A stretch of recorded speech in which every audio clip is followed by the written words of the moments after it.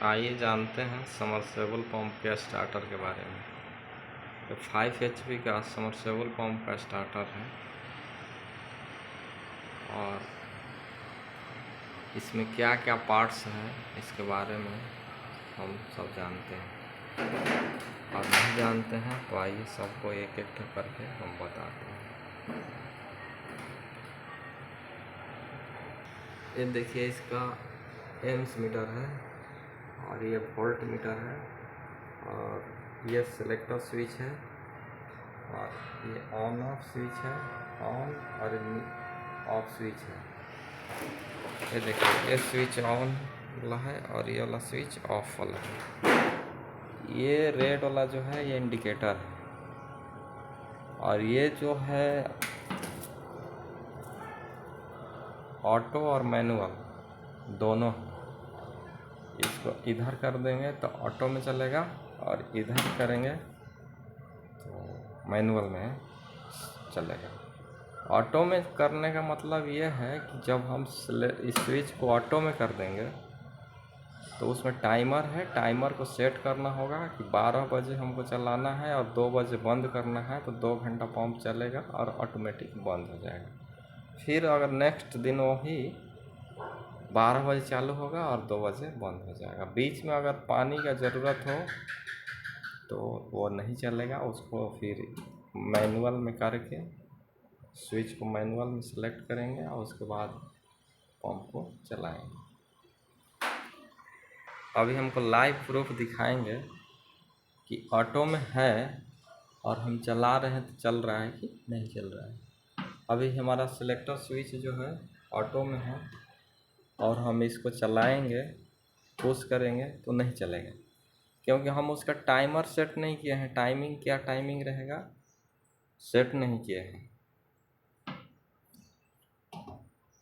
तो फिर इस स्विच को हम क्या करेंगे कि मैनुअल में करेंगे और इससे पुश बटन को चालू करेंगे और ये देखिए हमारा चलने लगा। अभी देखिए हम पंप चला दिए हैं।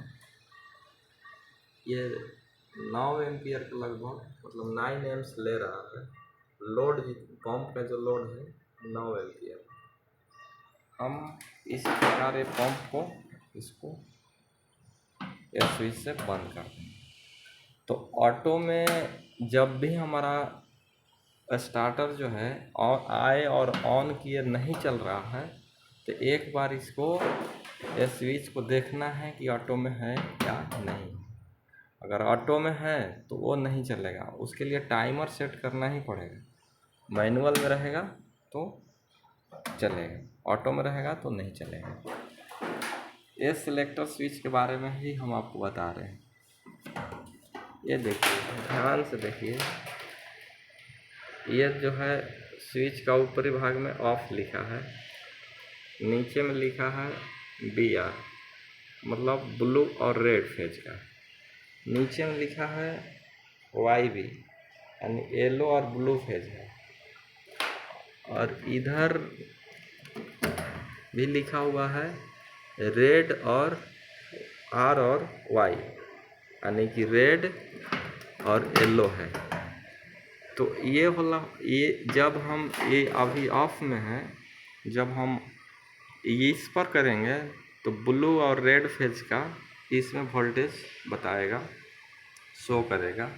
जब हम यहाँ पर लाएंगे स्विच को तो येलो और ब्लू फेज का बताएगा वोल्टेज, और जब हम Y और R पर करेंगे, Y और R पर करेंगे तो येलो और रेड फेज का वोल्टेज बताएगा। तो आइए हम इसको एक एक तो करके चेक कर लेते हैं। अभी ऑफ पर है, देखिए,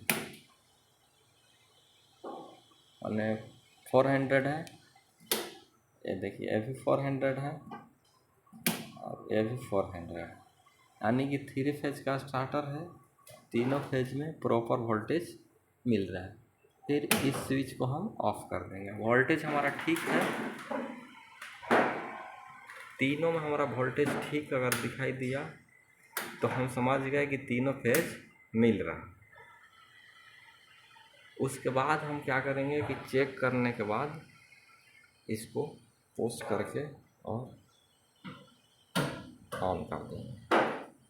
ऑन कर दिए और वोल्टेज हमारा भी 400 दिख रहा है, एम्स भी है जो ले रहा है। अब हम इसको खोल करके अंदरूनी भाग के पार्ट्स को एक एक को बताएंगे। तो सबसे पहले हम इसको बंद कर देते हैं।